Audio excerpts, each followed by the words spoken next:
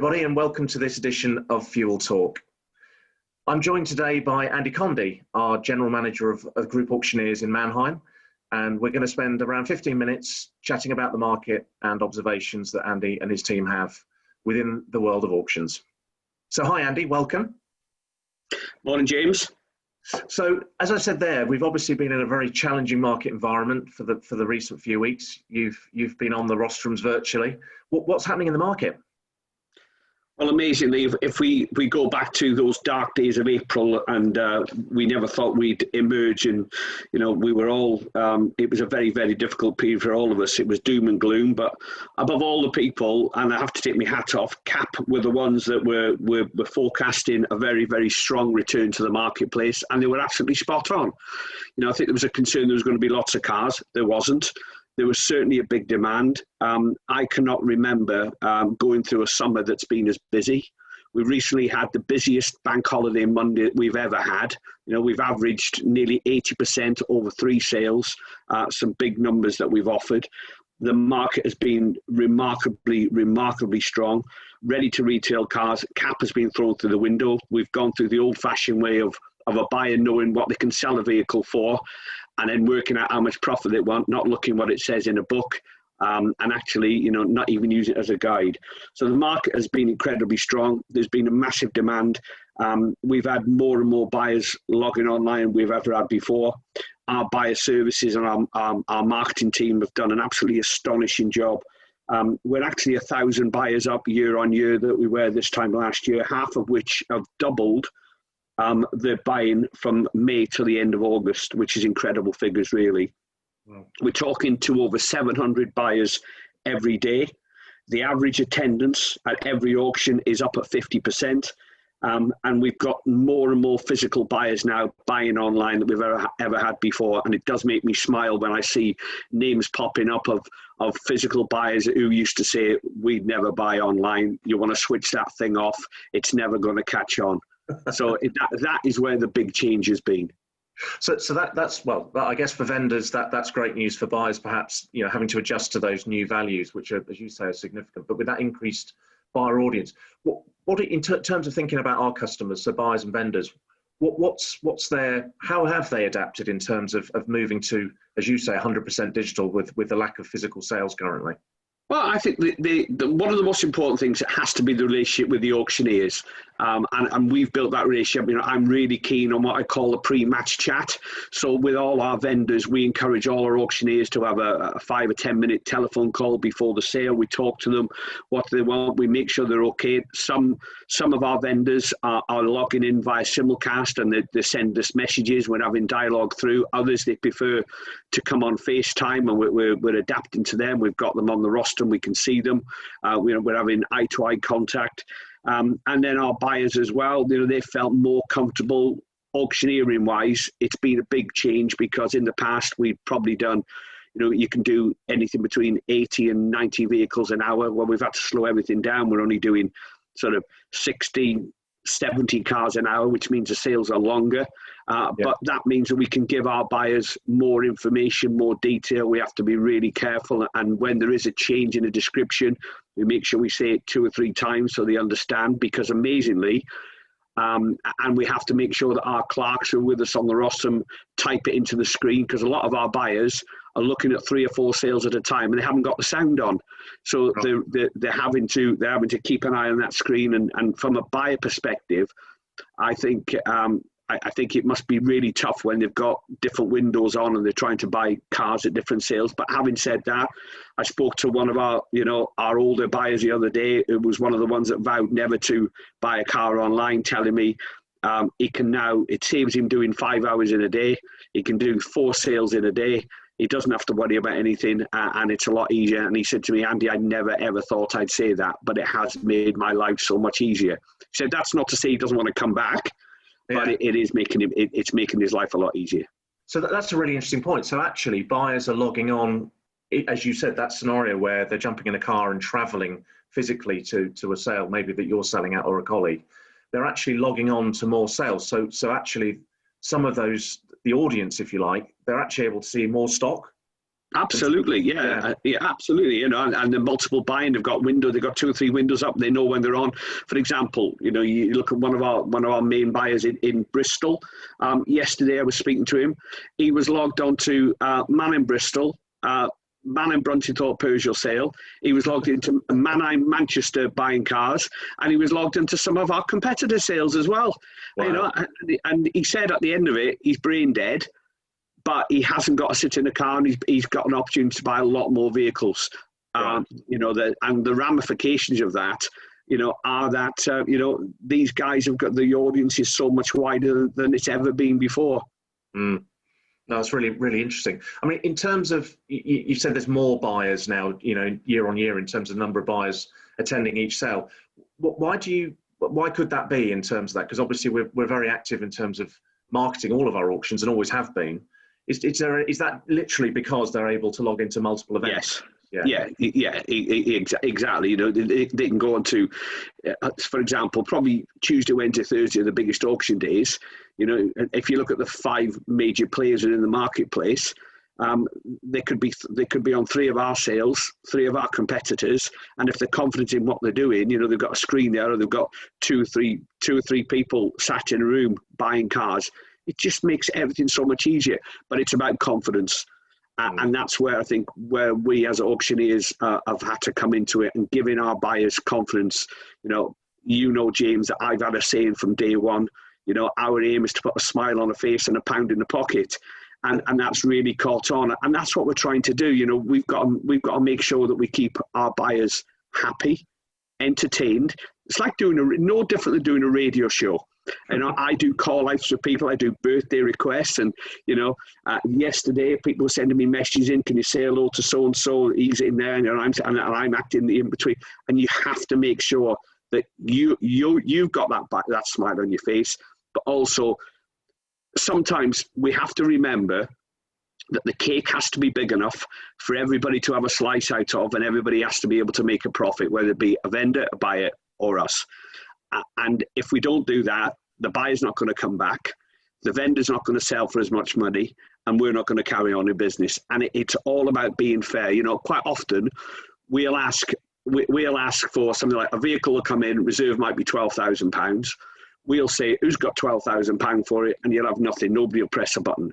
We then ask who's got 11.5. But in the meantime, we've asked for 11.5. They press the button and it's still at 12. I will then stop and I'll say, no, in fairness, I was at 11.5. I'll go back. Now, that man who wanted to give 12 may well buy that car for 11.8, and he saved him £200, but he'll remember how fair we've been, and then he'll want to come back again. And you know, it's all about understanding. And I've always said that this job is 50% skill, 50% psychology.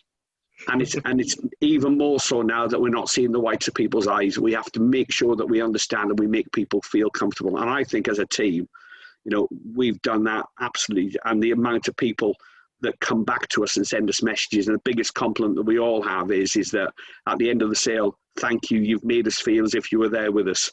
And that's what it's all about. And I always remember, Andy, when I look back at when we launched Simulcast as it was and is now, and you always said to me, you know, it's so important when that individual isn't in the hall physically in front of you to be able to make them feel included. So, yeah, as we record this, we're in the beginning of September. Whilst the business is clearly focused on the health, well-being, safety of us as team members and our customers, you know, we've now opened pre-booked appointments for viewing on site. So that is in response to some customer. Some buyer requests and vendors as well. Some vendors want to come on site, but it's interesting you talk about that. So that engagement piece. So as auctioneers, you are the leader of auctioneers, and we've known each other many years, and I have an immense amount of respect for you and the team. And to hear you talk like that about our customers and really connecting with them and being personable, but that market making element, which I've always said is you know, auctioneering, you guys make it look really easy. And I know you're very passionate about the academy and about training and developing new talent, but what's been the challenge for the auctioneer teams? Because clearly from being able to have, as you call it, that engagement, that banter face to face, how have your team adjusted? Because I know some of the sales have been initially were remote, so perhaps using a laptop from home. and now some of the auctioneers are coming into sites and standing on the rostrums and selling in pairs. What are the challenges been in that adjustment? Well, all our auctioneers now are encouraged to go to a site and do the sale. Right. But where we can't, we can do the sale remotely and can do it from home. And the biggest challenge is sat there talking to yourself. The other challenge has been is that we're encouraging wherever possible. 90% of our sales, we have 2 auctioneers on the roster, and we have to because it's very tough not to. But the challenge has been motivating yourself to get up there and talk to yourself. But in your mind, picturing your buyers. And interestingly, at Manchester, I made a suggestion, and Julie Prescott and Dave Lee in Manchester did a great job. They got pictures of our buyers and our vendors, and they got them on stands, and they asked them, and they put them on stands, and they put the pictures where they always stand, because motor traders are creatures of habit. I've always said this to young auctioneers. All you've got to do, you've got to draw a semicircle of any auction centre, and you can write down where every buyer stands, because they always stand in the same spot for years and years. So, for example, at Manchester, Terry Alsop stood on the right of the rostrum. We've got a stand there with a picture of Terry Alsop. In front, we've got Mike Georgeson from Georgeson stood right in front. We've got Ben Wild stood next to him. We've got Simon Joyce. And every time the vendors come out, we're changing them over. So we've got a picture of Simon Joyce in a Liverpool shirt, or David Doherty, or Dave Nichol. And we're moving it all around. And that's what it's all about. It's bringing that sale to life. In Wales, in the Welsh language, we have a great word, and that word is hiraeth. It's my favourite word, and hiraeth means a longing, a love, and a desire. I've got that for the job that I do, and I have to give that hiraeth to our customers to make them have that love and that desire to keep coming back to us. So remember that word, James, hiraeth. Well, Andy, that's amazing. And I certainly, knowing you as I do, I know that you and the team are super passionate about that. And it's interesting, and that's really great that I can just visualise the cardboard cutouts in that scenario. But that's a really interesting way of, as you say, in terms of, but in a serious note, the social distancing element, which is obviously we're, as a business, totally focused on keeping update on government regulations in terms of that. But that social distancing piece is, as you say, difficult, especially with some of our evening sales where we've potentially got hundreds of attendees. But actually, to make sure that if someone's comfortable standing where they've stood in that hall for so many years, you almost look at it and say now, well, what benefit would they get from coming to a physical sale? As you say, as you've got the engagement, it's kind of interesting. I mean, obviously we can't comment on when and if physical lanes will reopen for our competitors as much as us. But in terms of the next, rest of the year, the next 3 months, Andy, quarter 4. Obviously, we're going to wait and see what happens in the new vehicle market in terms of registrations. What's your thoughts in terms of the used market for the next, maybe the rest of the year? What's your thoughts? I think volume is going to be very low. I think we've used new car sales. We're hearing there's going to be record new car sales. There may be, but it's not the registering new cars. It's going to be the supply of new cars that's going to be the issue.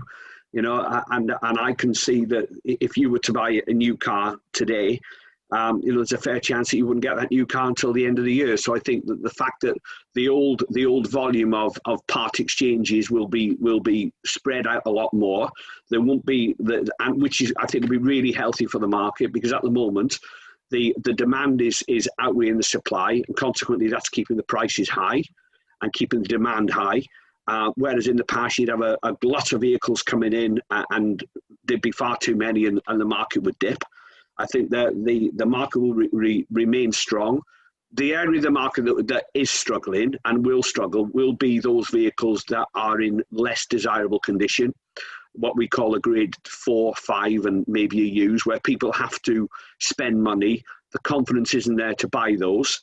And I think that's where that'll be the first, and that is the first area of the market that's starting to suffer. But those ready-to-retail vehicles that people, and again, a Conde saying is buy it, clean it, sell it, that people want to do, and come back again, those vehicles will continue to be very much in demand, very strong. And interestingly, I've kept in regular dialogue with CAP all the way through this pandemic, and interestingly, I have a concern around the end of October in the marketplace when furlough ends, but the general consensus is that there will not be a major deviation in prices throughout the year. But what we may see is that we may not see that normal January spike that we've had in bygone years, because we may just see a result of an increased unemployment towards the end of the year that at the end of February may well bring, and we may see a little a dip in the economy. So we may not see that massive. But while the supply of used vehicles remains low, the demand will still be there and prices will still be high. Mm. And the other thing, James, amazingly, if you take an evening sale in Manchester, where historically we've probably had 60 or 70 people attending, 40 or 50 people logging online, we've now got 120 people logging online from start to finish. Nobody goes.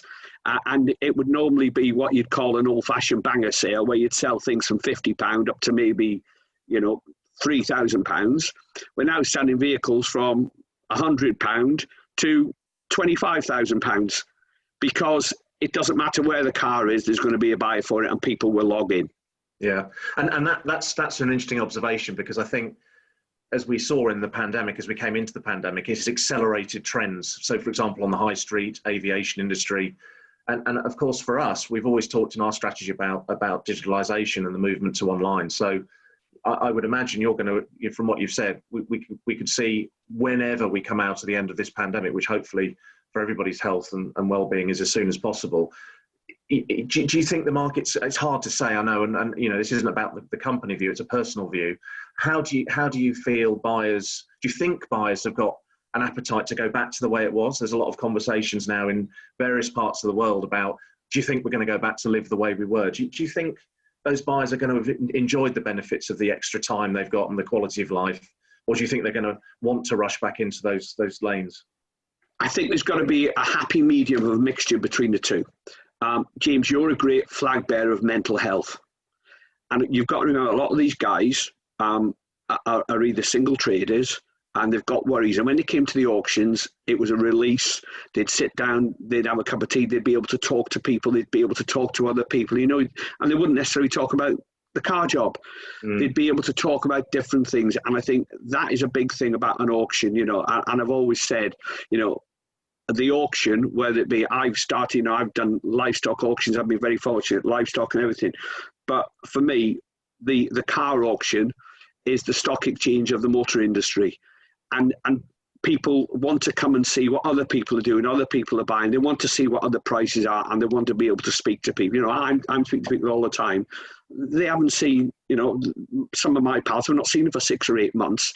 And I think it's going to be a lot about that as well. It's going to be about social rather than just turning up and buying. So there will be a happy medium. I think buyers do want to return. But I also think they now appreciate the value of being able to buy online. And it'll be interestingly, bad weather. In the past, you'd have a for example, Scotland, the amount of times we've had to cancel a sale in Shotts because of snow. And people wouldn't necessarily log online. A few weeks ago, we had a serious flood in Manchester on a Tuesday night, and there was about 3 or 4 inches of water throughout the auction hall. Wow. We'd have had to cancel that sale in a physical world, but we didn't have to. So it's given and there's been no bright lights about the pandemic at all. The only thing I would say that's come out of it, we've all become braver and bolder in what we've had to do. We've had to become brave. We've had to take decisions. We've had to take steps that we wouldn't have done before. And it's not only in our industry; it's in every walk of life. And we've had to become that braver person. And I think that's what it's made us do, and that's why we've advanced to where we are. If you're going to ask me a personal opinion, are we in a position whereby there'll never be a physical auction again? No. I don't think, because I think there'll always be a need for a physical auction. People want to touch it, they want to feel it, they want to smell it, they want to come there, and they want to be able to interact with people. But It's now very much in the background where it was in the foreground before the pandemic. Yeah, and I think from a Manheim perspective, it's accelerated that massive investment we've made anyway in technology with imagery inspections. It's enabled those buyers to transition far easily in terms of a trust perspective, and no doubt the conversations you and your team have with buyers, along with other in the Manheim world, it is about people buying from people, and I know you and I are on the same page as many watching this will be. It is about people, and you know, it sounds like certainly, you know, as we've lived as colleagues, teammates through this pandemic, you know, seeing the company's values really come to life. You know, the element of having fun, but doing the right thing by our customers is for me, it's just become so clear. It shines as a beacon really in terms of how you and the team have handled customers through and helped them through this process. You know, we haven't disappeared, we haven't been furloughed, we've been there to support them. And yeah, I hope, well, I know from hearing you talk today how passionate you are. And of course, in terms of information, I mean, I asked you about your view on the next 3 months. You are, along with Stuart Peake, who looks after a view from the rostrums for the commercial vehicle, the LCV world. You're in the monthly gavel, so anyone watching this that doesn't read your gavel entry, well, I can't understand why they wouldn't, Andy, because you're seeing it and reporting as you've had to today in terms of what's happening, what the buyers are saying, and what your views are in terms of the future. So along with that, another insight that we're receiving from with colleague Philip Noffard, who's looking at dealer sentiment surveys, some really interesting commentary coming back from buyers in terms of, you know, how many have changed their buying patterns forever. And, you know, if you said to me a buyer can access more auctions faster in a more efficient way that actually benefits, and it's a really interesting point you make about mental health, it benefits their health, they spend more time with the business, more time with their families, that's got to be a winner in my book. But Andy, listen, I can't keep you off the roster any longer. I know you'll be itching to get back on there. So my friend, thank you as always for your time, and it's really, really great to hear you and speak about the passion that you have for the business and for our customers. So happy hammering. And James, keep safe everybody. Thank you very much. Thanks, Andy. Cheers.